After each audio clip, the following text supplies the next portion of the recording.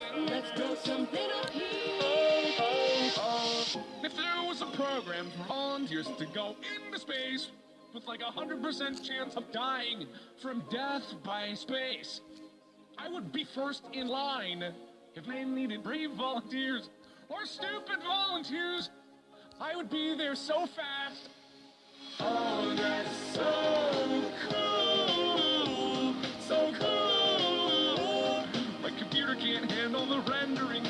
Oh, that's so cool, so cool. Oh, it's so pretty, so pretty. There are billions and billions of stars.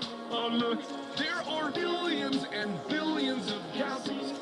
All right, there's nothing I like more than space. So let's blow something up here. Let's blow something up here. Every tiny speck is probably a star. It's so big. Every speck, so big. I would love every struggle, the terrible experience that it may or may not be, with certain death on the horizon, just for a chance to go into space. Oh, that's so cool, so cool. My computer can't handle the rendering.